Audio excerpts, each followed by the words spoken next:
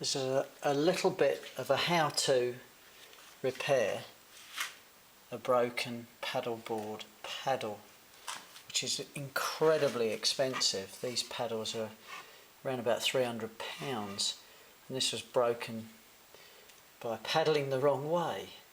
We're going to repair this with some West System and some carbon. And the first step is to try and glue this together. This is actually hinged, so the upper laminate isn't broken. So you can see here, that's just about keeping it all together.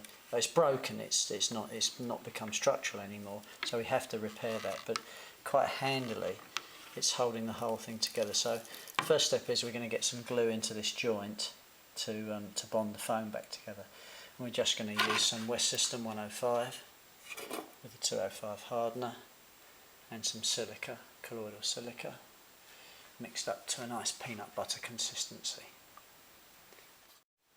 So you can see we've got our West System. We've got a little glue brush. These are great, these glue brushes. Really good idea to nip the bridle of this up in a vise or a pair of mole grips, and it stops the hairs coming out. Ever so cheap, available from your reputable West System stockist. Some nice disposable gloves to give us good hand protection.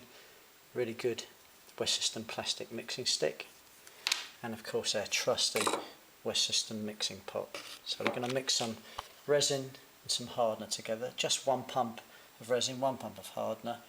And we're going to add some silica to make a nice thickened mix to then bond our foam together and effect a good joint. Then we're going to leave this overnight and come back to laminate this with carbon and prep it up tomorrow.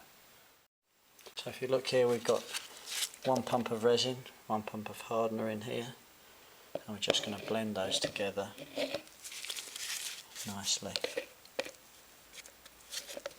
A bit difficult to do holding the camera, so I'll just put that down just for a second. We've got our mix blended here, nice homogeneous colour. We're just going to add one, not quite a heap scoop because I want this to be smooth, one scoop of 406 colloidal silica. Just add that to the mix, and then we'll blend that together. I'll show you that in a minute. So I've got a nice smooth mix here, won't drop off the mixing stick. I've mixed that nice and smoothly with the resin and hardener mix. I always count to 30 to blend the resin to the hardener. That's quite a good tip, and it gives you some kind of quality control. And of course, using the scoops means that you soon start to get used to the amount of filler you need to add to the mix to get the consistency that you require. And that's important on this particular job. We want the resin and hardener and the filler mix to be quite creamy so that it squashes out when we bring the blade back into its original position. So it squashes out nicely and we can clean it up, but it does fill any voids, but doesn't inhibit the paddle returning to its existing shape.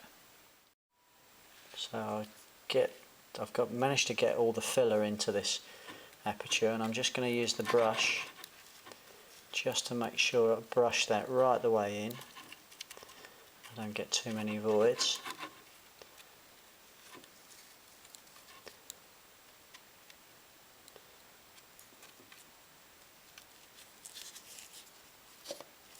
And then I'll just snap this up like that. That squeezes out everything. Just move this can of release wax. And now you can see I've got this with a lot of material squashed out. Won't stay there, I'm going to weight this down with something, but I'm just going to clean it up first. I'll clean it up with the sharp end of a mixing stick.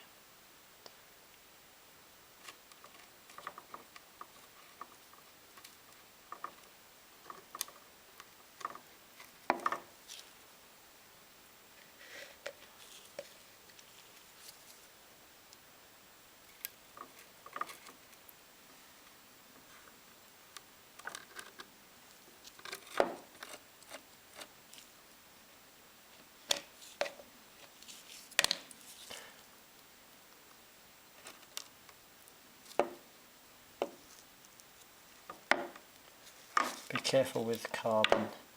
The splinters can be incredibly sharp, so I'm taking a bit of care just to smooth this off with my fingers. And that's it. Job done for this day. We'll come back to this again and relaminate this with some nice new carbon and reinforce it a little bit. But it's got to be prepped up from here, so there's a lot of sanding to do.